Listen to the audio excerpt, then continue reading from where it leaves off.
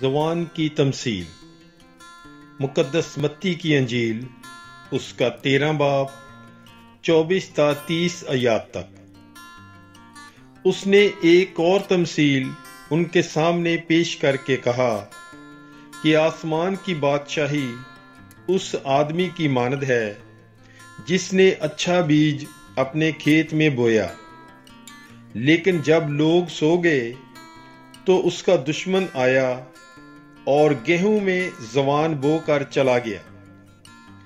جس وقت پتے لگے اور بالیں نکلیں تب زوان بھی ظاہر ہوا، تو گھر کے مالک کے غلاموں نے آ کر اسے کہا، اے صاحب، کیا تو نے اپنے کھیت میں اچھا بیج نہ بویا تھا؟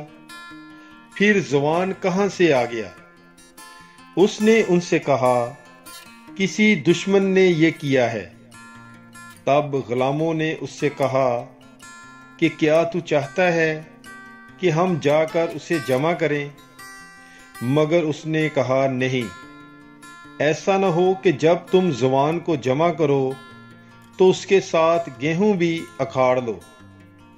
کٹائی کے دن تک دونوں کو اکٹھا بڑھنے دو، کہ میں کٹائی کے وقت کاٹنے والوں سے کہہ دوں گا کہ پہلے زوان جمع کر لو اور جلانے کے واسطے اس کے گٹھے باندھ لو، مگر گیہوں میرے کھتے میں جمع کر دو۔